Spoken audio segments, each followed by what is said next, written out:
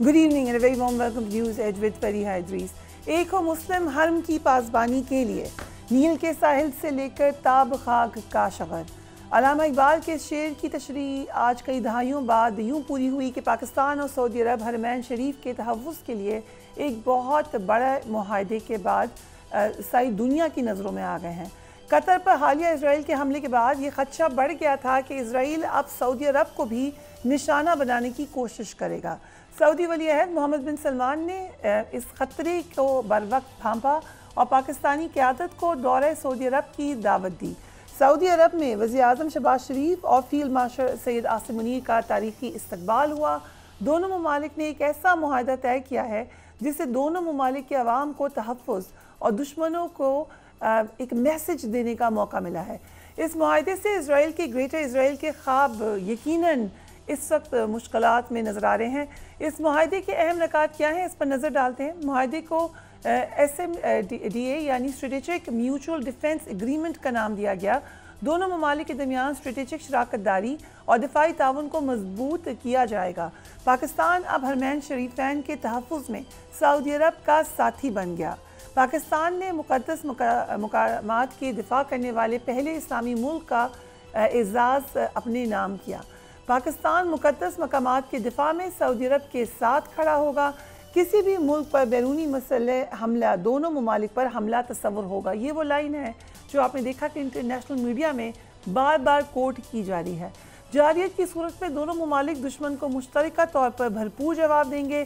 مشترکہ دفاع کی صورت میں دونوں ممالک کسی بھی خطرے کو مل کر دیکھیں گے اور ایک ملک کی طاقت کو دوسرے ملک کے لیے استعمال کیا جائے گا. معاہدہ دونوں ممالک کے گہرے دو طرفہ تعلقات اور سیکیورٹی تعاون کی توثیق کرتا ہے. معاہدے سے دونوں ممالک کے لیے سیکیورٹی، معیشت اور سفارتکاری کو بھی فائدہ ہوگا.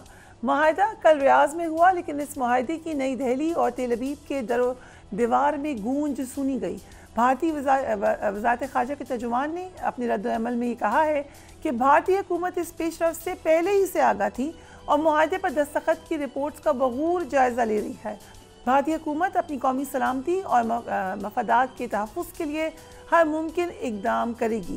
اس معاہدے کے خطے اور عالمی استحکام پر ممکنہ اثرات کا تجزیہ بھی کیا جا رہا ہے. بھارتی میڈیا میں اس معاہدے پر کس طرح کی چیخ و پکار ہے وہ بھی دیکھ لیجئے. کچھ سوشل میڈیا کے میسیجز بھی دیکھ لیتے ہیں. سمیتا پرکاش نے لکھا سعودی Arabia and Pakistan signed a pact which says that if either country is attacked it will be treated as an attack on both. جیسے میں نے کہا کہ یہ ایک وہ سینٹنس ہے جو ہر جگہ کوٹ کیا جا رہا ہے. گیتا موہن وہ کہتی ہیں کہ Pakistan and China have jointly submitted to the 1267 sanctions committee a request to designate BLA and Majid Brigade operating in Balochistan. اس کے علاوہ خالد بن ولید کی ٹویٹ انہوں نے پہلے عربک میں لکھا. اس کے بعد انہوں نے لکھا کہ سعودی عربیا's modern air force coupled with fearsome Pakistani missiles is a force to be reckoned with. Michael Kugelman US analyst ہے. انہوں نے کہا کہ Pakistan used to position itself as neutral in the Saudi Arabia-Iran rivalry but faced pressure from its ally. Now it has signed a mutual defense pact with Saudi Arab, a major shift but one perhaps easier to make after the Saudi-Iranian rapprochement deal. So exactly کیا implication ہونے جا رہا ہے؟ General Ghulam Mustafa and محمد زبیر صاحب, thank you so much for joining us on the program. I'll start with you general صاحب. آپ کی کیا رائے ہے اس معاہدے کے بارے میں؟ تاریخی ہے, اس کے بارے میں تو کوئی دو رائے نہیں ہو سکتی. اس معاہدے کے بعد پاکستان نے بہت بڑی ذمہ داری اپنے سر لی ہے. اس طرح سعودی عربیہ کی بھی ذمہ داری اس قسم کی ہے جو شاید اس سے پہلے سعودیہ نے کبھی سوچا نہیں تھا. اور یہ معاہدہ کوئی ایک رات میں نہیں ہوا, اور یہ معاہدے کے کچھ کافی عرصے سے اس پر بات چیت چل رہی تھی. جنرل صاحب, if you allow me, کل سے یہ بات ہم بار بار یہ بھی سن رہے ہیں کہ تعلقات تو ہمیشہ سے پاکستان سعودی عرب کے ایلائز والے رہے ہیں, کوآپریشن والے رہے ہیں. یقیناً پاکستان نے ماضی میں سعودی عرب کا ساتھ دیا ہے, سعودی عرب نے پاکستان کا. What is new in this? New وہی میں عرض کر رہا ہوں نا کہ پاکستان تو پہلے ہی ذمہ داری نبھانے کے لیے تیار تھا اور نبھائی ہے. پاکستان نے ایک دفعہ نہیں کئی دفعہ نبھائی ہے. 80 کی دہائی میں پاکستان کا ایک پورا بریگیڈ وہاں پہ تعینات تھا. جب پھر عراق نے کویت پہ حملہ کیا اس وقت پھر پاکستان کا ایک عام بریگیڈ وہاں پہنچ گیا. اس دوران پاکستان کی ٹریننگ ٹیمز وہاں پہ رہی ہیں. تو پاکستان تو، اور اس سے پہلے بھی پاکستان کئی دفعہ یہ اعلان کر چکا ہے کہ حرمین شریفین کی طرف اٹھنے والی ہر آنکھ پھوڑ دی جائے گی. تو پاکستان کی تو ذمہ داری اپنے ایک فریضے کے طور پر پاکستان لی گئی. سعودی عربیہ نے پہلی دفعہ ذمہ داری لی ہے. Changes Saudi Arabia has now taken this responsibility کہ اگر پاکستان پر کوئی حملہ ہوتا ہے، اور وہ خود سعودی عربیہ اس کے بیچ میں آئے گئے. جو اس میں ایک اور بڑی اہم چیز یہ ہے کہ جو ہماری تھریٹ پرسپشن ہے دونوں ملکوں کی، وہ شیئرڈ نہیں ہے، وہ بلکہ ایک ہے دونوں کی. پاکستان اور سعودی عربیہ دونوں جانتے ہیں کہ ایک دوسرے کا دشمن کون ہے، اور دونوں یہ جانتے ہیں کہ ایک دوسرے کے دشمن جو ہیں وہ کیا کر سکتے ہیں، اس کے لیے ہمیں کیا کرنا چاہیے. اس کے بعد دوسری چیز جو بڑی اہم ہے کہ پاکستان کی جو پوزیشن ہے اس وقت اس خطے میں، وہ انٹرنیشنلی ابھی اسٹیمپ ہو گئی ہے کہ Pakistan is now the pivot. اور سعودی عربیہ کے بعد مجھے یہ امید ہے کہ باقی جو گلف کنٹریز ہیں وہ بھی شاید اس طریقے سے اکٹھی ہو جائیں، تاکہ پھر پاکستان، ایران اور ترکی، کیونکہ ایران کو بارے میں جو ایک ریفرنس دیا گیا ہے، ایران کے تعلقات بھی سعودی عربیہ سے بہت بہتر ہو گئے اور دن بدن بہتر ہو رہے ہیں، کیونکہ چائنا اس سلسلے میں ایک رول پلے کیا ہے. چائنا نے اب بھی کر رہا ہے اس سلسلے میں. اور اگر آپ یہ سب کچھ دیکھتے ہیں، اور یہ اب اس کے بیک گراؤنڈ میں آپ دیکھتے ہیں کہ روس کھڑا ہے اور چین کھڑا ہے، تو آپ یہ دیکھیں کہ جو پاور اس وقت اسٹرکچر انٹرنیشنل لیول پہ فلکس میں تھا، اب وہ آپ کو کسی کل بیٹھتا ہوا نظر آ رہا ہے اس وقت.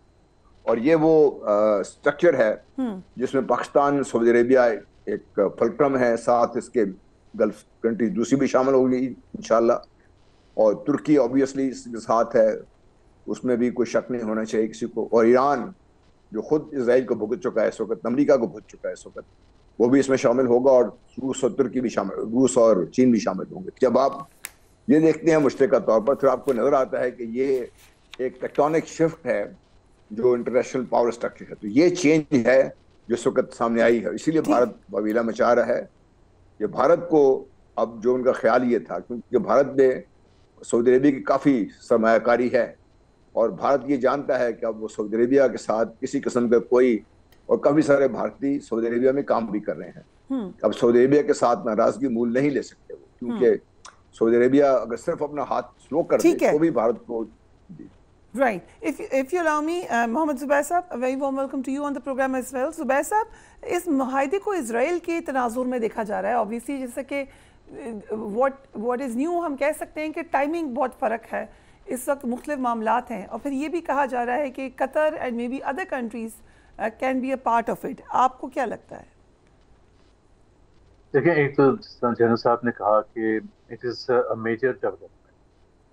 ظاہر سی بات ہے، پاکستان سعودی عربیہ کا ڈیفنس پیکٹ اس وقت پر سائن کرنا اور اعلان کرنا تو ایک بہت بڑا میسج ہے، اور یہ کوئی چھوٹی چیز نہیں ہے. It has international implications, Pakistan کے لیے بھی ہیں، سعودی عربیہ کے لیے تو ہیں ہی، اور پورے خطے کے لیے بھی ہیں. میرا اپنا ذاتی خیال یہ ہے کہ جو معاہدہ ہوا ہے، کیونکہ سعودی عربیہ اور یو ایس بہت کلوز الائز ہیں، بہت زیادہ کلوز الائز ہیں. ابھی تک ایسا ہی تھا کہ U S was a guarantor for Saudi defence, کیونکہ شروع دن سے یو ایس نے ان کو یہ یقین دلایا تھا کہ اسرائیل کبھی، یا ایران، ظاہر سعودی عربیہ کو ایران سے بھی خطرات تھے اور اسرائیل سے بھی خطرات تھے، بلکہ ایران سے زیادہ تھے کمپیئر ٹو اسرائیل، بیکاز اسرائیل اور عرب کی جتنی بھی جنگیں ہوئی ہیں اس میں Saudi Arabia has remain not involved, untouched. کبھی بھی اسرائیل نے 1948، 1967، 1973 وارز ہوئی تو Saudi Arabia remained on the sidelines, نہ ان کے ٹروپس انوالو ہوئے کسی لحاظ سے. باقی عرب کنٹری سارے، سیریا، ایجپٹ اور یہ جارڈن وغیرہ تو انوالو تھے ڈائریکٹلی. تو میرا اپنا یہ خیال یہ ہے کہ اس کا، چونکہ امریکہ کے ساتھ ہماری بڑی ایک ڈیولپمنٹ ہوئی تھی جب فیلڈ مارشل صاحب وہاں گئے تھے اور پریزیڈنٹ ٹرمپ سے ملاقات کی تھی، پھر اس کا ہم نے نتیجہ دیکھا کہ بزنس منرلز کے حوالے سے ایک امریکن ڈیلیگیشن آیا. So we are developing very close relationship, the kind of which پچھلے ایٹ لیسٹ 10-12-15 سال کے بعد ایک امریکہ کے ساتھ ہم کلوز ہوئے. امریکہ اور اسرائیل بہت کلوز ہیں، اس میں تو کوئی شک نہیں. اسرائیل کا کوئی ایکشن ایسا نہیں ہوتا جس میں یو ایس اے کی بلیسنگ نہ ہو. تو میرا نہیں خیال ہے کہ پاکستان اور سعودی عربیہ یو ایس کے اتنا کلوز ہے. تو اس کا اس حوالے سے this is with the test approval of America, اور وہ ایک طرح سے یو ایس کی اوور آل فورن پالیسی کا ہے کہ جس میں وہ ودرا کر رہا ہے. یورپ سے بھی آپ نے دیکھا ہے کہ وہ کہتے ہیں کہ جی NATO countries, European countries should take responsibility rather than America funding, even South Korea وغیرہ کے حوالے سے بھی, جاپان کے حوالے سے بھی. تو میرا اس میں جو پوائنٹ ہے جو سب سے زیادہ جو کنسرننگ ہے, ظاہر سی بات ہے پاکستان کے لیے امپورٹنٹ اس وقت ہوگی جب پاکستان کی اکانومی کے حوالے سے اس میں کوئی بینیفٹ ہوگا. ہمیں تو کبھی شک تھا ہی نہیں کہ I was going to ask you this question کہ یہ تو ابھی ڈیفینس معاہدہ ہے, لیکن کیا اس کا اکانومی میں بھی امپیکٹ آ سکتا ہے؟ نہیں, اگر وہ نہیں آتا تو پھر تو کوئی فائدہ ہی نہیں ہے نا, پھر کیا فائدہ ہے. مطلب ہم ابھی struggling as far as the economy is concern. جو اشاریے ہیں, جو میکرو اکنامک انڈیکیٹرز ہیں اس وقت وہ بہت ہی خراب ہیں, لو لیول پر ہیں. آپ نے ٹویٹ کیا کہ ملک میں 45% غریب ہیں, 24% بے روزگار ہیں, جی ڈی پی 1.62% اور 37 کھرب کا قرضہ لیا گیا ہے. So these are hard facts, لیکن ایسے میں آپ کو ایک اعلان ملتا ہے because international threat بھی کیا تھا جی انویسٹمنٹ کے حوالے سے کہ 1974 کے بعد ورس انویسٹمنٹ ریشو ہے پاکستان کی اس وقت. تو کوئی بھی اس حوالے سے جو ہے, تو جو پاکستان کے 25 کروڑ عوام ایکسپیکٹ کرتے ہیں کہ پاکستان کی لیڈرشپ اس سے ان کے لیے مشکلات میں آسانی پیدا ہونی چاہیے. اگر وہ نہیں ہوتی ہے تو سمبولکلی بہت اچھی بات ہے, ہم سعودی عربیہ کے ساتھ کھڑے ہیں, سعودی عربیہ نے اعلان کر دیا وہ پاکستان کے ساتھ کھڑے ہیں, لیکن ٹینجیبل پاکستان کو اکنامک بینیفٹ ہونے ضروری ہیں. جتنے بھی پہلے, سوری آپ کا تھوڑا سا ٹائم دے رہا ہوں, جتنے بھی پہلے جیو پولیٹیکل سچویشنز ہوئی ہیں, جیسے 9/11 کے بعد ہوئی جس میں پاکستان نے to play a front line role, اور 1979 سوویٹ آکوپیشن کے بعد پاکستان نے ٹو پلے, یا 60s میں سینٹو اور سیٹو کے ممبر, اس میں ہمیں دبا کے اکنامک ایڈ ملی, دبا کے یہاں انویسٹمنٹ آیا, اس سے گروتھ ریٹس بھی بڑھے اور ان امپلائمنٹ بھی کم ہوئی. سو وی ہیو ٹو سی کہ یہ اسی لیول کا ہوگا یا نہیں. Okay, interesting. اس پہ بھی کامنٹ لیتے ہیں, لیکن ایک اور ڈیولپمنٹ بھی ہے کہ اسرائیل کے غازہ پر حملے جاری ہیں. امت مسلمہ میں اسرائیلی دہشت گردی اور غازہ کے عوام کی ناکہ بندی پر سخت تشویش ہے. غزہ کے لاکھوں عوام اس وقت بھوک اور افلاس سے لڑ رہے ہیں. ان کی مدد کے لیے ایک آپ سمجھیں گے سمبولکلی بھی بہت اہم ہے کہ ایک امدادی قافلہ گلوبل سموتھ فلوٹیلا کے نام سے غزہ جا رہا ہے. اسرائیل نے اس قافلے کو نشانہ بنانے کی کوشش کی ہے اور آنے والے دنوں میں بھی اس پر حملے کی دھمکیاں دے رہے ہیں. پاکستان سمیت 16 ممالک ہیں دنیا کے جنہوں نے اس فلوٹیلا کی سلامتی پر تشویش ظاہر کی ہے. ہم جانتے ہیں کہ جماعت اسلامی کے سینیٹر مشتاق بھی اس فلوٹیلا پر موجود ہیں. اس کے علاوہ اور جرنلسٹ اور دیگر لوگ وہ بھی اس وقت بھی اس پہ سفر کر رہے ہیں. 16 ممالک میں Pakistan, Bangladesh, Brazil, Colombia, Indonesia, Ireland, Libya, Malaysia, Maldives, Mexico, Oman, Qatar, جنوبی افریقہ, اسپین اور ترکیہ وغیرہ شامل ہیں. ان ممالک نے یہ وارن کیا ہے کہ اس قافلے کے خلاف کسی بھی غیر قانونی یا پرتشدد اقدام کو برداشت نہیں کیا جائے گا. 16 ممالک کے مشترکہ بیان میں یہ بات کہہ دی گئی ہے, اس کی آپ دیکھ سکتے ہیں اسٹیٹمنٹ. ایوان رڈلی ایک ریڈاؤنڈ جرنلسٹ ہے, وہ بھی ہمیں تھوڑی دیر میں جوائن کر لیں گی. اسی پر وہ موجود ہیں اس وقت. کیا صورتحال ہے وہ بھی ہم ان سے پوچھیں گے. سو جنرل صاحب, اگین ہم نے کئی دفعہ ڈسکس کیا کہ اسرائیل کو لگ نہیں رہا کہ کوئی اس کو روک سکتا ہے یا پلانز میں کوئی رکاوٹ آ سکتی ہے, لیکن اس کے ساتھ ساتھ نئے اتحاد, نئی پوزیشننگ, تھوڑی سی یہ جو مینیورنگ ہے اس کا امپیکٹ پڑے گا اسرائیل کے اوپر. جی ڈیفینیٹلی, کیونکہ اگر اب میں نے پہلے جو آپ سے کی تھی کہ دونوں ملکوں نے ایک چیز کا فیصلہ کر لیا کہ ہمارے دشمن کون ہیں, اس کے بعد ہی آپ معاہدے پہ جاتے ہیں. جب تک آپ کو یہ فیصلہ نہ کر پائیں تو پھر معاہدے کا فائدہ کوئی نہیں ہوتا. اس لیے جو پہلے سے خیال یہ تھا کہ سعودی عربیہ کے تعلقات بڑھ رہے ہیں اسرائیل کے ساتھ, اور اگر یہ غزہ کا نہ ہوتا تو شاید ان کے آپس میں ڈپلومیٹک ریلیشن شپ بھی ہو جاتا. لیکن اب یہ بات واضح ہو گئی ہے کہ Saudi Arabia is equally concerned about its own security, not at the hand of any other country but Israel. کیونکہ کل ترک کے وزیر خارجہ جو ہیں انہوں نے ترکی کے وزیر خارجہ انہوں نے بھی یہ کہا ہے کہ اسرائیل گریٹر اسرائیل کے منصوبے پر عمل جاری ہے, اس کو روکنے کے اقدام کرنے پڑیں گے. اس فلوٹیلا کا اس وقت موو کرنا اور اس معاہدے کا اس وقت اعلان ہونا اسرائیل کے لیے ایک دھچکا ہے, اور ان وے یہ امریکہ کے بھی ایک دھچکا ہے, کیونکہ اب امریکہ کو بھی سوچنا پڑے گا, کیونکہ اس سارے معاہدے کا جو ایک بہت بڑا امپیکٹ جو نظر آ رہا ہے مجھے وہ یہ ہے کہ مڈل ایسٹ میں جو لوگ جو ممالک پہلے امریکہ پر بھروسہ کر رہے تھے, اب انہوں نے دیکھ لیا ہے کہ امریکہ اتنا قابل بھروسہ نہیں رہا, اور امریکہ کی جو گرتی ہوئی ساکھ ہے انٹرنیشنل لیول پر وہ اس ریجن میں بھی آپ کو نظر آ رہی ہے. تو اب وہ آپ کو دیکھیں گے کہ آہستہ آہستہ اسرائیل کے ہاتھ اب رکیں گے. یہ بہت امپورٹنٹ اس سے سارے جو معاہدے کا ایک حصہ ہے اس کا. دوسرا بھی میں بات سن رہا تھا, میں لیٹ می پٹ اٹ کہ یہ معاہدہ باٹم اپ ہے, یعنی عوام کا آپس میں تعلق, فوج کا آپس میں تعلق, اور اکنامک جو کنسرنیشن پاکستان کے کنسرنز ہیں اس کو یہ ڈیفینیٹلی ایڈریس کرے گا, کیونکہ اس کے بغیر جب پاکستان اگر اپنی اکانومی نہیں سنبھال سکے گا تو پھر پاکستان سعودی عربیہ کی دفاع کے لیے کیسے جا سکتا ہے اس میں, کیونکہ پاکستان کے اپنے مسائل پھر پاکستان کو گھیر رکھیں گے. تو یہ ایک بہت بڑا ایک بہت اہم اس کا جز ہے, اس کے بھی تفصیلات ابھی تک آئی نہیں ہے, لیکن جو مجھے اطلاعات ہیں یہ کہ اکانومی کے بارے میں بھی بڑے فیصلے ہوئے ہیں, وہ شاید چند دنوں میں سامنے آ جائیں. کچھ ایسی شکلیں ہوں گی سامنے نہیں آئیں گی, لیکن باقی سب کچھ میرا خیال ہے آہستہ آہستہ سامنے آ جائے گا. Okay, very interesting. آپ کہتے ہیں اکانومی کے اوپر بھی امپیکٹ پڑے گا. جیسا کہ میں نے کہا کہ ایوون رڈلی ہمیں جوائن کریں گی فلوٹیلا کے اوپر, وہ اس وقت موجود ہیں کئی دنوں سے. کیا صورتحال ہے وہاں پر؟ اسرائیل وارننگ دے رہا ہے بار بار کہ ایک وہ پھر اٹیک کریں گے اس کے اوپر, اللہ نہ کرے. We will talk about it right after break.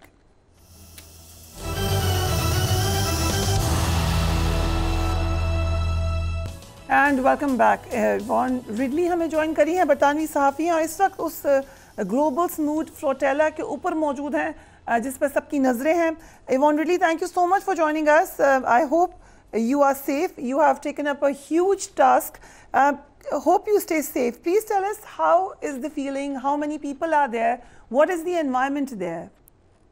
The ship, we're having an inventory tomorrow, but I can tell you we have tons and tons of fresh dates on board and vital medicines, and some very interesting high protein snacks for children as young as just a few months. And this is soluble food which is no bigger than a sachet of sauce that you get at a takeaway place, but it's highly nutritious, and there's 6,000 sachets that have been packed, and there's shelters and water, and you know, Gaza needs everything, and we are raising money to buy the stuff that is needed in a famine. It's hard to explain, but yes, you know, we're dealing with a famine in the 21st century. So there's a huge security risk. We know Israel does not follow the normal politically correct norm of or international law. How do you feel? Do you feel threatened? On the issue of security, yes, we do have concerns. We would be reckless or negligible to ignore the obvious threats. 2 of the boats on the flotilla have already been attacked in Tunisia, and everyone by now will have seen the videos. And despite the official narrative that these were fires were the result of carelessly discarded cigarettes, I don't think so. Lighted cigarettes do not fall from the skies and explode. And it's, you know, ridiculous to suggest otherwise. And then, of course, Nelson Mandela's grandson, Chief Mandela, his boat was sabotaged, and electrics and plugs and wires and just destroyed by it was just wanton vandalism, I think, making the vessel unseaworthy, so he wasn't able to sail with everyone else.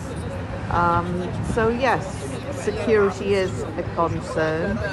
We are a boat that is berthed in the port of Tripoli on its own. It is being monitored round the clock.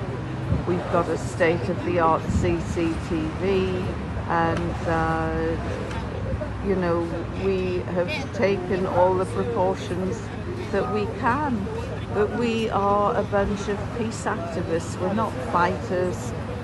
We're not in a war. We're trying to deliver aid, and we have no expertise in drone warfare or anything like that. So please pray for us. Absolutely, you're not terrorists. Senator Mushtaq from Pakistan is actually with you on that flotilla. Can you please give us a recap of the countries that are supporting you? It's quite dispiriting in many ways that no governments or countries have offered us any assistance. It's quite dispiriting in many ways that no governments or countries have offered us any assistance. It would be wonderful when we reach the port of Gaza to see a multinational Arab naval force ready to escort us in. But, you know, that isn't going to happen. We have had tremendous support from the Libyan authorities, the local councils, the local mayors, the local town halls, administrators. You know, all of these people have come out and given us their support. The Libyan Red Crescent has given us lessons in first aid, and the fire brigade authorities have also used their time to give us lessons in how to deal with a fire at sea and all the different aspects associated with maritime fires. So, you know, we are lucky, but sadly no one country has said, we will help, we will assist, we will defend. All we want to do is open up a humanitarian corridor from the Mediterranean Sea into Gaza port to feed people who are being genocided, to try and save the lives of babies who are taking their last breath. We're running against the clock because time is running out now for the Palestinians. The Zionist war machine has vamped up and ramped up its aggression, and it's reminiscent of the final days of the Third Reich before Hitler and his army collapsed. They went on a murderous killing spree. So yes, that is also causing concern as well. Yvonne Ridley, please be safe. Thank you so much for joining us. अब कुछ पाकिस्तान की सियासत में भी तहरीक इंसाफ मुसलसल Islamabad high court से इंसाफ न मिलने की शिकायत करती रही है। तहरीक इंसाफ की सबसे बड़ी शिकायत बानी तहरीक इंसाफ की ज़मानत की केसेस मुकर्रर न करना थी। अब इस हवाले से एक अहम डेवलपमेंट सामने आई है। 190 मिलियन पाउंड्स केस में बानी तहरीक इंसाफ और बुशरा बीबी की सज़ा मुअत्तली की दरख्वास्तें समाअत के लिए मुकर्रर कर ली गई हैं। इस्लामाबाद हाई कोर्ट ने सज़ा मुअत्तली की दरख्वास्तों को 25 सितंबर को समाअत के लिए मुकर्रर किया है। दरख्वास्तों की समाअत chief justice Islamabad high court justice Sarfaraz Dogar और जस्टिस आज़म खान इसकी समाअत करेंगे। जो बानी पीटीआई की हमशीरा है अलीमा खान, उन्होंने इस हवाले से वकला के हमरा चीफ जस्टिस के चेंबर में भी वो गई और जो उनकी शिकायत है उन्होंने ओपनली उसको डिस्कस भी किया। ज़ुबैर साहब, on more local front, इस वक्त आपको क्या लग रहा है पीटीआई ایک ایسے موڑ پر آ چکی ہے جہاں پہ ابھی لگتا نہیں ہے کہ ان کو کوئی ریلیف یا کوئی سکون ملنے جا رہا ہے؟ کوئی ریلیف نہیں ملے گا، اور میرا تو خیال ہے کہ سختیاں زیادہ ہوں. یہ جب یہ انٹرنیشنل انوائرمنٹ ایسا ہوتا ہے جس طرح 9/11 کے بعد ہوا تھا، تو اس وقت کی اپوزیشن نے سختیاں پھر زیادہ برداشت کی تھی، بیکاز ظاہر سی بات ہے جب یہاں کی جو بھی رولنگ رجیم ہے ان کو جب بالکل سیف گارڈز مل جاتے ہیں باہر سے، تو وہ ایک چیز کا تو بالکل وہ بھی گارنٹی مانگتے ہیں کہ بھائی یہ آپ نے ہیومن رائٹس اور یہ ساری چیزیں نا، فریڈم آف اسپیچ اور انڈیپینڈنس اور جوڈیشری وغیرہ میں ہمارے انٹرفیئر نہ کریں، اور اگر نہیں کریں گے تو پھر ہی ہم ڈیلیور کر سکتے ہیں. سو پی ٹی آئی کے لیے کوئی گنجائش، کوئی اسپیس اس وقت موجود نہیں ہے. اور اگر کوئی سمجھتا ہے کہ جی یہ جو سماعت کے لیے لگ گئی ہے، جسٹس ڈوگر سے تو بالکل بھی نہیں ہے. جسٹس ڈوگر کو تو ظاہر ہے 15 نمبر پر تھے لاہور ہائی کورٹ پہ، ان کو لا کے یہاں چیف جسٹس بنایا. ان کا بھی ریسنٹ ڈیز میں آپ کو پتہ ہے کہ ایک بڑا ایک تنازع بھی پیدا ہوا جو ابھی ختم بھی نہیں ہوا ایمان مزاری کے حوالے سے. So I don't think so he is the kind of جج جس سے کوئی بھی جسٹس آپ ایکسپیکٹ کر سکتے ہیں. ایٹ لیسٹ میں تو بالکل بھی نہیں کرتا. اور اوور آل بھی اگر آپ ماحول دیکھیں تو چاہے 190 ملین پاؤنڈ کا کیس ہو یا کوئی اور کیس ہو، there is no relief on the cards for P T I. Right. آپ کے حوالے سے بھی ایک اسٹیٹمنٹ ہے زبیر صاحب، میں جنرل صاحب سے بھی اس پہ کامنٹ لے لوں، I come to you on that. General صاحب، ایک بات تحریک انصاف کے حوالے سے یہ کہی جاتی ہے کہ وہ جلسہ یا انتشار یا حکومت کا موقف یہ ہے یا بہت زیادہ اس پہ فوکس کرتے ہیں. مثلا پشاور میں جلسہ شاید اس کا کوئی امپیکٹ نہ ہو، وہاں پہ ان کی اپنی حکومت ہے، گورننس پہ توجہ ہونی چاہیے. واٹ ڈو یو سے؟ دیکھیے بیسک ایشوز ہیں پاکستان کے تو گورننس کے ہیں، اور وہ گورننس میں کے پی کی گورنمنٹ کے جو ویکنیس ہیں وہ سامنے آ رہی ہیں، فیڈرل گورنمنٹ کی ویکنیس ہے وہ سامنے آ رہی ہیں، پنجاب گورنمنٹ کی، سندھ گورنمنٹ. اگر آپ دیکھتے ہیں تو اکراس دا بورڈ گورننس کا جو پاکستان میں مسئلہ ہے وہ دن بدن بڑھتا جا رہا ہے. اور اس میں تو فیلڈ مارشل خود بھی کہہ چکے ہیں کہ پاکستان کا مین مسئلہ گورننس ہے. یہ تو گورننس کے بارے میں تو کوئی شک و شبہ ہونا چاہیے نہیں ہے کہ ہمیں کہ یہ بہتر ہو نہیں رہی، خراب ہو رہی ہے اس سلسلے میں. اس لیے فیڈرل گورنمنٹ کی بھی ذمہ داری ہے، اس میں پروونشل گورنمنٹس کی بھی ذمہ داریاں ہیں. اور حالیہ سیلاب میں آپ نے دیکھ لیا کہ ہماری رسپانس کیا تھی. خانیوال میں جہاں پہ سیلاب 4-5 دن بعد پہنچا، وہاں پہ محترمہ عظمی بخاری کا بیان ہے آن ریکارڈ کہ بھئی وہ ساری جو گندم تھی اس کو وہ سیلاب میں بہہ گئی. تو 4-5 دن ہمیں ہوش نہیں تھی کہ ہم اس کو سنبھال لیتے. اس کو پہلے بھی تو آتے رہے ہیں نا سیلاب، یہ ایک دن میں تو نہیں آ گئے تھے سارا کچھ. تو یہ میں کہنے کا مقصد میں صرف ایک مثال دے رہا ہوں آپ کو. تو اس لیے میرا اپنا خیال یہ ہے کہ یہ گورننس کا جو ایشو ہے نا، یہ پاکستان میں ایک کرٹیکل سٹیج پہ پہنچا ہوا ہے. اس میں ہمیں بہت زیادہ کام کرنے کی ضرورت ہے تاکہ عوام تک، اب لیٹ سے بات ابھی کریں سعودی عربیہ کے ساتھ تعلقات، اکانومی ہماری بہتری کے لیے سعودی عربیہ پیسہ دے بھی دے جائے گا کہاں پہ پیسہ؟ We just don't have the capacity کہ ہم اس کو ابزارو کر سکیں صحیح طریقے سے. خراب کر سکتے ہیں ہم اس کو. پہلے بھی ہم نے قرضے لے کے خراب کیے ہیں. ہم نے کوئی پاکستان کی بہتری کے لیے تو کوئی اسٹریٹجک ڈائریکشن اکانومی کی تو رہی نہیں پاکستان کی. اس لیے میرا خیال یہ ہے کہ بھئی this is something that we need to be very very concerned about. اس کے بارے میں ہمیں بہت سوچ سمجھ کے اور بڑے صحیح ٹھوس اقدامات کی بے انتہا ضرورت ہے. رائٹ. زبیر صاحب جی، آئی ہوپ کہ آپ نے بات گورنمنٹ ہماری بے انتہا گورنمنٹ ہے. میں یہ سمجھتا ہوں کہ ہماری گورنمنٹ اتنی بڑی ہے کہ وہ خود اپنا بوجھ برداشت نہیں کر سکتی، ٹھیک، چاہے فیڈرل لیول پر ہے چاہے وہی اس لیول پر ہے. Right. زبیر صاحب، because you have been part of making history، بہت ساری پولیٹیکل ہسٹری میں آپ رہے ہیں، اس لیے بار بار یہ کویشچنز آپ سے آتے ہوں گے. سو آئی اپولوجائز اگر آپ کو لگے کہ ریپیٹ ہو رہے ہیں. لیکن حذیفہ رحمان صاحب میڈ اے پوائنٹ کہ ہمارے پروگرام میں آئے، انہوں نے آپ کے حوالے سے ذکر کیا، انہوں نے کہا کہ آئی ہوپ کہ آپ وہاں تک پہنچا بھی دیں. ایک امپورٹنٹ ایونٹ میں ایک امپورٹنٹ رول تھا آپ کا، اس پہ حذیفہ رحمان یہ کہہ رہے ہیں کہ آپ سمجھیں کہ میں نواز شریف صاحب کی طرف سے یہ بات آپ تک پہنچا رہا ہوں. Let's watch that.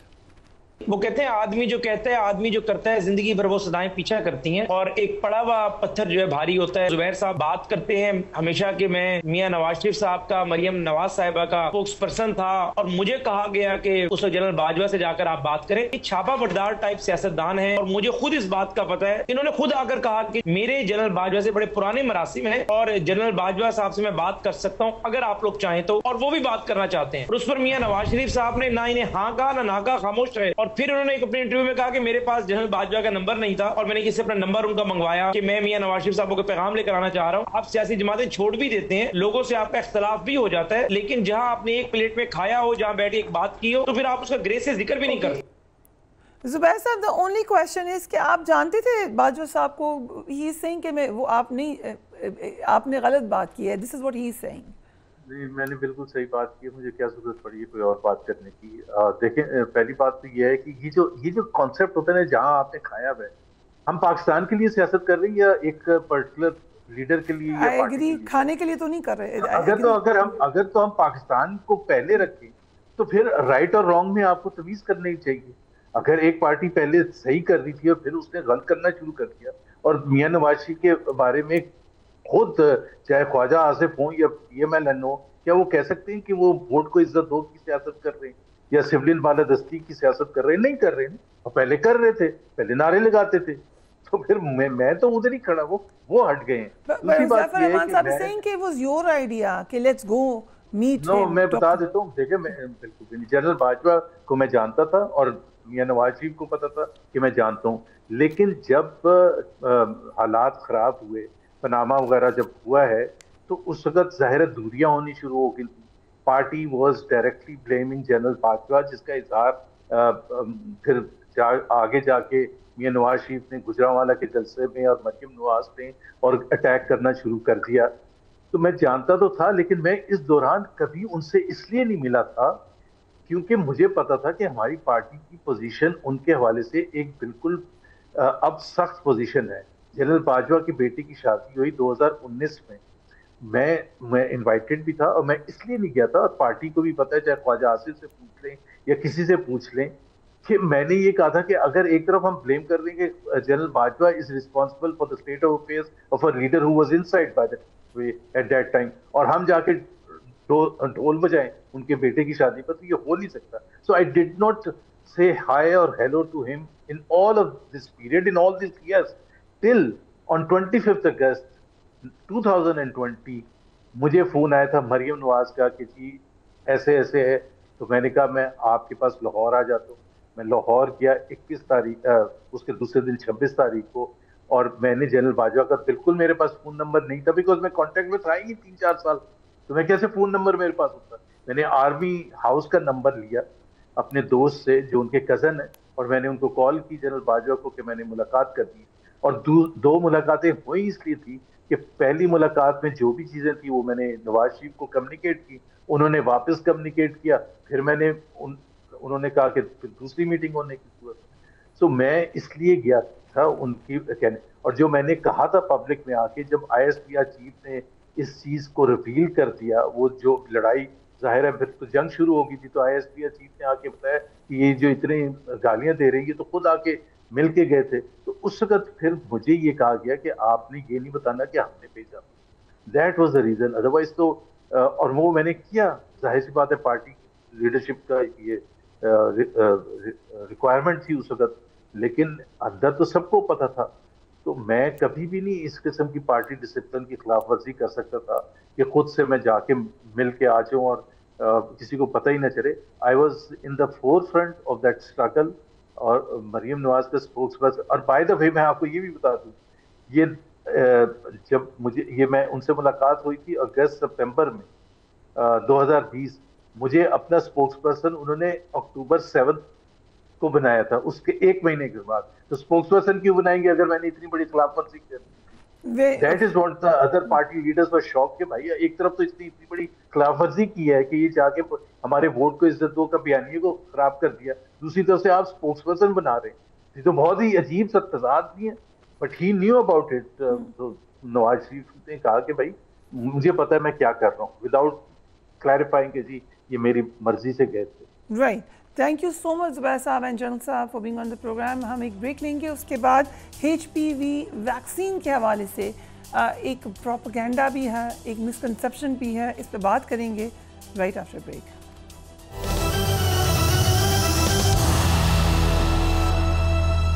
And welcome back. Pakistan में 15 सितंबर से HPV वैक्सीन लगाने की कौमी मुहिम जारी है। मुहिम के दौरान मुल्क भर में 9 से 14 साल की लड़कियों को सर्विकल कैंसर से बचाव की वैक्सीन दी जाएगी। اس کینسر کی تشخیص اسکریننگ کے ذریعے ممکن ہے، سو یہ ایک ایڈڈ ایڈوانٹیج ہے۔ لیکن ہو کیا رہا ہے، غفلت تشخیص یا علاج میں جو دیر ہو رہی ہے اس کے باعث یہ سب سے زیادہ آپ سمجھیں ایک خطرناک کینسر بن سکتا ہے، جان لیوا کینسر بن سکتا ہے۔ ویکسینیشن مہم کے پہلے مرحلے میں اسلام آباد، پنجاب، سندھ اور آزاد کشمیر میں بچوں کو 15 ستمبر سے 27 ستمبر تک ویکسین لگانے کا پروگرام ہے۔ دوسرے مرحلے میں خیبر پختونخوا اور بلوچستان میں اس مہم کو شروع کیا جائے گا۔ بدقسمتی یہ ہوئی ہے کہ پاکستان میں ہر سال 5000 خواتین سرویکل کینسر کا شکار ہوتی ہیں اور ان میں سے 3000 خواتین کی موت اسی بیماری کی وجہ سے ہو جاتی ہے۔ یہ ایک بہت بڑا نمبر ہے۔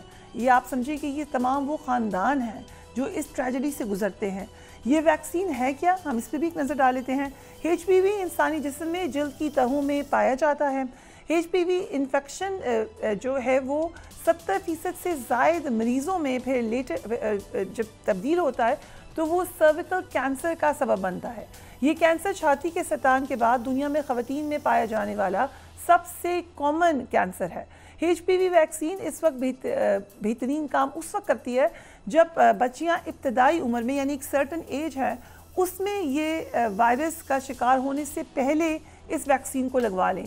یہ وائرس لگ جائے تو پھر یہ جسم کو اس سے نجات نہیں دلا سکتا، یعنی اس کے بعد آپ کے پاس کوئی کیور نہیں ہے۔ ایچ پی وائرس کی 100 سے زائد اقسام ہیں اور اس انفیکشن کی زیادہ تر علامات ظاہر ہی نہیں ہوتی، یعنی سائلنٹلی وہ کام کرتی ہیں، آپ کو پتہ ہی نہیں چلتا۔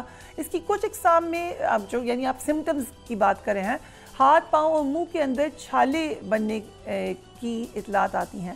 ایچ پی وی کی زیادہ ہائی رسک کیسز میں ٹیشوز کی غیر معمولی نشو و نما کینسر کا باعث بن سکتی ہے۔ عالمی ادارہ صحت کی مہم کے تحت 2030 تک دنیا کی کم از کم 90% بچیوں کو سرویکل کینسر سے محفوظ بنایا جا سکتا ہے، لیکن وہ اسی وقت ہوگا جب اس ویکسین کو استعمال کیا جائے اور طریقے سے استعمال کیا جائے۔ سو اسی پہ ہم بات کریں گے۔ ڈاکٹر خرم اکرم ہمارے ساتھ موجود ہیں، you director technical FDI۔ Thank you very much for being on the program. So ایک اچھا قدم ہوا، پہلے ہی مجھے تو لگتا ہے کہ اسکریننگ اور اویئرنیس بہت کم ہے کینسر کے حوالے سے پاکستان میں، بٹ ایک پروپیگنڈا شروع ہو گیا، لوگوں کو ڈرایا گیا، لوگوں کو غلط بتایا گیا۔ وہ کیا ہے پروپیگنڈا؟ جی بہت شکریہ۔ بسم اللہ الرحمن الرحیم۔ میں آپ کے چینل کے توسط سے، آپ کے توسط سے تمام ان والدین سے بات کر رہا ہوں۔ حالانکہ یہ مہم جو ہے پنجاب، سندھ، اسلام آباد اور AJK میں چل رہی ہے، لیکن تمام پاکستان کے والدین، بھائی اور مائیں، میں ان سے مخاطب ہوں آپ کے توسط سے۔ یہ ایک کینسر سے بچاؤ کی ویکسین ہے۔ خدا را اس کو کسی بھی غلط پروپیگنڈے کے ساتھ اٹیچ مت کریں۔ اور آپ نے تو بڑی جو ہے میری بات آسان کر دی خود ہی بتا کے کہ 1 سال کے جو ہمارے پاس اعداد و شمار ہے اور وہ بھی کنزرویٹو ہے، ہمارے پاس کوئی ڈیفینیٹو چیز نہیں ہے، وہ بھی انڈر رپورٹڈ ہے۔ ابھی چونکہ ہمارے پاس کوئی کینسر رجسٹریز فعال نہیں ہے، دو ابھی HRI جو ہیومن ریسرچ انسٹیٹیوٹ ہے وہ ڈیٹا کلیکٹ کر رہا ہے ریٹروسپیکٹیو اینڈ پروسپیکٹیو، بٹ جو 1 سال کا فگر ہے 5000 women were diagnosed with cervical cancer and out of them 3200 یعنی 3200 خواتین which is more than 50%. This is very alarming. So government of Pakistan ایک ویکسین لے کے آئی ہے اور اس ویکسین کا مقصد جو ہے وہ کینسر سے بچانا ہے، اور یہ دنیا میں بھی آبویسلی یہ کینسر ہے اور وہاں اس پہ موت کا ریشو ایسے نہیں ہے جیسا کہ پاکستان میں ہے۔ جی ہم 195 کنٹریز جو دنیا کے ہیں اس میں سے وی ول بی 150th کنٹری، 150واں ملک ہوں گے جہاں پہ یہ ویکسین لگے گی۔ اس سے ہم سے پہلے امریکہ کے اندر، یورپ کے اندر، آسٹریلیا کے اندر، یعنی تمام وہ، اور اگر میں مسلم ممالک کی بات کروں تو قطر، سعودی عربیہ، UAE، انڈونیشیا، ملیشیا، وہاں پہ یہ ویکسین لگی اور وہاں پہ انہوں نے اپنی خواتین کو اس موذی مرض سے بچایا۔ اب یہ جس طرح میں نے پہلے بات کی کہ یہ جو ہماری مائیں بہنیں ہیں ان کے اندر یہ خاموش قاتل ظاہر ہوتا ہے اور پھر جس سٹیج پہ جا کے اپیئر ہوتا ہے تو ایک پورا خاندان کرب سے گزرتا ہے، چونکہ وہ جو خاتون ہے وہ نہ صرف اپنی جان کی بازی ہار جاتی ہے، جو آؤٹ آف پاکٹ پیمنٹس ہوتی ہیں۔ کل بھی جو ہمارے آنریبل منسٹر صاحب انہوں نے بات کی کہ گھر بک جاتے ہیں، جائیدادیں بک جاتی ہیں، لوگ زمین پہ آ جاتے ہیں اس کا علاج کرواتے اور تھوڑا سا ہم اگر بتائیں بھی ویوز کو، آبویسلی اس میں پھر کیمو تھراپی اور دیگر جو علاج ہیں، کتنا تخمینہ ہم لگا سکتے ہیں کہ ایک پیشنٹ کے اوپر تقریباً کتنا لمبا علاج ہوگا، کتنا خرچہ لگے گا if they are recovering؟ دیکھیں اس کی آؤٹ آف پاکٹ پیمنٹ بہت زیادہ ہے. کیموتھراپی ہے, لیکن کیموتھراپی کی سٹیج اگر 3200 خواتین اپنی جان کی بازی ہار رہی ہیں تو اس کا مطلب یہ ہے کہ یہ جب ظاہر ہوتا ہے اس وقت کیموتھراپی بھی افیکٹو نہیں رہتی. ٹھیک ہے نا, بہت بڑا خطرہ ہے اور یہ اویئرنیس ضروری ہے. اور یہ خاص عمر میں لگوانا کیوں ضروری ہے کہ اس ایج میں آپ نے لگوانا؟ اور آپ کی توسط سے میں ایک اور چیز بھی بتانا چاہوں کہ اس وقت گورنمنٹ آف پاکستان جو ایک وائل کی قیمت پے کر رہی ہے that is 8,000 rupees. For one vaccine? Yes. Okay. 8,000 روپے ایک vaccine, Which is for free? Which is absolutely free. ٹھیک ہے نا. اگر یہی ویکسین آپ کے پاس پرائیویٹ سیکٹر کے اندر اویلیبل ہوگی تو you just think it will be around 15,000-16,000 may be more than this. ٹھیک ہے نا. تو اس کو ایک چانس لیں, اس کو اپنے لیے ایک نعمت سمجھیں گورنمنٹ آف پاکستان کا. اور میں بحیثیت جو ہمارے معزز آنریبل فیڈرل منسٹر ہیں سید مصطفیٰ کمال صاحب, ان کا نمائندہ ہونے کی حیثیت سے, ان کی ٹیم کا حصہ ہونے کی حیثیت سے میں آپ لوگوں سے ریکویسٹ کرتا ہوں کہ اس میسج کو بہت مثبت لیں. ہم if you allow me تھوڑا سا ہم پروپیگنڈا کو دیکھ بھی لیتے ہیں ایڈریس کہ لوگ کیوں گھبرائے. ایک تو کچھ میسیجز سرکولیٹ کیے گئے اور ایک ویڈیو ہے جس میں بچیاں تھوڑی بیمار لگ رہی ہیں اور کہا جا رہا ہے اس کے سائیڈ ایفیکٹس ہیں. ذرا ہمیں اس کی روشنی ڈال دیجئے کہ یہ کہاں سے آئیں اور کیوں آئیں, اور ایسا تو نہیں ہوتا نا اس کو لگانے سے کوئی طبیعت تو نہیں خراب ہوتی؟ نہیں جی, یہ جن ممالک کے اندر یہ ویکسین لگی وہاں پہ بڑی ایکسٹینسو سٹڈیز ہوئیں اور ابھی تک جو ایک اعداد و شمار ہے کہ 68 ملین لوگوں کو یہ ویکسین لگ چکی ہے. اور ان میں سے ابھی تک ایز آف ٹوڈے کوئی بھی ایسا بندہ یا بچی نہیں ہے جس کو یہ ویکسین لگی اور اس کی خدا نخواستہ اس ویکسین کی وجہ سے ڈیتھ ہو گئی. باقی آپ جانتی ہیں کہ کوئی بھی ویکسین ہو جب کسی کو بھی لگائی جاتی ہے تو اس کے لگنے کے بعد بخار ہوتا ہے. سائیڈ ایفیکٹس تو ہر پیراڈول کے بھی ہوتے ہیں. بخار, اس کی وجہ یہ ہے کہ آپ نے ایک ویکسین لگائی تو آپ کا قوت مدافعت جو سسٹم ہے وہ ایکٹیویٹ ہوتا ہے. وہ ایکٹیویٹ ہوگا تو اس کے اگینسٹ اینٹی باڈیز بنے گی. جب وہ ایکٹیو ہوگا تو اس کی وجہ سے فیور ہوتا ہے which subsides in a day or two with paracetamol as you just mentioned. تو اس میں بھی کوئی گھبرانے والی بات نہیں ہے. یہ جو ویڈیو سرکولیٹ ہو رہی ہیں یہ انفارچونیٹلی 2024 کی ہیں اور یہ غالباً یہ انڈیا کے اندر یہ انسیڈنٹ ہوا تھا جہاں پہ ایک اسکول کے اندر گیس بھر گئی جس کی وجہ سے بچیاں جو وہ سفوکیٹ ہوئی, اس کو یوز کر کے یہ لگا رہے ہیں, اس کو ٹیگ کر کے کیا جا رہا ہے. تو یہ اگین یہ بھی بتائیے گا کہ یہ کیوں ضروری ہے کہ اس ایج میں یہ ویکسین لگوائی جائے تاکہ جو لوگ پلان کر رہے ہیں لگوانے کا ان کو پتہ ہونا چاہیے, یا لیٹس سے کوئی 18 ایئرس کی 19 ایئرس کی بچی ہو وہ نہیں لگوائے اس کو؟ نہیں, وہ بھی لگوا سکتی ہیں, لیکن اس وقت جو ہم نے جو ایج کو ہارڈ سلیکٹ کیا ہوا ہے 9 to 14 ایئرس, اس کے اندر ریسرچ کی گئی اور یہ پتہ چلا کہ اس ایج گروپ میں جو ایک ویکسین کی ڈوز ہے وہ اتنی ہی افیکٹو ہے اگر ہم اس ویکسین کو 15 سال سے 49 سال کے درمیان لگائیں تو وہاں پہ اس کی ہمیں 2 ڈوز لگوانی پڑتی ہیں. So this is an added advantage of being in this age group because بچیاں جو ہے وہ ایڈولیسنٹ کی طرف جاری ہوتی ہیں, ان کا امیون سسٹم جو ہے وہ بہت اچھی طرح سے کام کر رہا ہوتا ہے and because of very very efficient immune system ان کی دیر از ویری لائکلیہڈ کہ ان کے باڈی جو ہے اس کینسر کے اگینسٹ ایک اچھی قوت مدافعت بنائے. اینڈ واٹ اباؤٹ ادرز جو اس ایج بریکٹ میں نہیں ہیں, وہ لگوانا چاہیں تو ان کو پرائیویٹلی اویلیبل ہے, اس کا کوئی فائدہ بھی ہوگا لگوانے کا؟ جی بالکل, کیونکہ یہ جو جب انفیکشن ہوتا ہے اس کی 2 سٹرینز ہیں, 16 and 18. ایز آپ نے اپنی اوپننگ اس میں اسٹیٹمنٹ میں بتایا تھا کہ اس کی مور دین 200 اس کی سٹرینز ہیں, بٹ ان میں سے جو سٹرین نمبر 16 ہے اینڈ 18 ہے ان کا جو انفیکشن ہے that leads to pre cancerous and then cancer. تو یہ پری کینسرس جو جرنی ہے یہ بھی تقریباً 10 سے 15 سال کی ہے. تو یہ خواتین جب ان کے اندر جا کے تشخیص ہوتی ہے تو they are already 35 between 35 to 40 years. So اگر اس کو ہارٹ کو ویکسین لگوانی ہوئی تو یہ that will be available, but first یہ کیمپین اینڈ دین کیمپین کے بعد یہ روٹین امیونائزیشن کا حصہ بن جائے گی. So every girl attaining the age of 9 years will be eligible for this vaccine. اس کو یہ ویکسین ملے گی تاکہ وہ بچی اپنی آنے والی زندگی میں اس کینسر سے بچے. اور یہ جو کہا گیا کہ ریپروڈکٹیو سسٹم کو افیکٹ کرے گی, بچیاں ماں نہیں بن سکیں گی, یہ تو ہر ویکسین کے ساتھ یہ خدشہ آ جاتا ہے. آپ ذرا لوگوں کو بتا دیں کہ اس کا کوئی میڈیکلی کوئی کنیکشن ہے؟ دیکھیں جی, اس میں 2 باتیں میں کروں گا. ایک یہ کہ 1994 میں پاکستان میں پولیو پروگرام شروع ہوا, پولیو ویکسین ہم لے کے آئے. آج 2025 میں آپ دیکھیں کہ ہم پولیو تو ریڈیکیٹ نہیں کر سکے اسی متھ کی وجہ سے کہ یہ بانجھ پن کراتی ہے, یہ پاپولیشن کو کنٹرول کرتی ہے. But see where are we in terms of population. یہ پاپولیشن ایک وہ چیز ہے جس میں پاکستان نے بہت ترقی کی ہے by leaps and bounds. Likewise جو ہمارے آنریبل منسٹر صاحب ہیں ان کا یہ میسیج ہے کہ ہم بحیثیت انسان, بحیثیت بھائی, بحیثیت باپ, بحیثیت نبی پاک صلی اللہ علیہ وسلم کی امتی ہونے کے ہم یہ کیسے سوچ سکتے ہیں کہ ہم کسی بیٹی کو, بہن کو, بچی کو زہر دیں گے, اس کو بانجھ بنائیں گے؟ کیا ہم کسی کو جواب دہ نہیں ہیں؟ تو لہٰذا میرا آپ سب سے یہ ریکویسٹ ہے, اس ویکسین کا مقصد صرف کینسر سے بچانا ہے. اس ویکسین کا مقصد خدا نخواستہ کسی کی بہن کو, بیٹی کو, بچی کو بانجھ بنانا نہیں ہے, اس کو سٹیرائل کرنا نہیں ہے. اللہ سب کی زندگی میں بہت زیادہ آسانیاں کرے. یہ والا اس ویکسین کا, اس کیمپین کا واحد مقصد یہ ہے کہ ہم ان 3200 خواتین کو بچائیں, ہم ان 3200 خاندان کو بچائیں, ہم ان 3200 ماؤں کو بچائیں. جیسے کہا جاتا ہے prevention is better than cure. Thank you so much doctor صاحب ہمیں ٹائم دینے کے لیے. ضرور دیجیے گا فیڈ بیک. آئی ہوپ جو آپ کو کویشچنس تھے وہ آنسر ہوئے ہوں. فردر کوئی کویشچن ہو تو آپ ہمیں بھیج سکتے ہیں. Do take care of yourself. اللہ حافظ.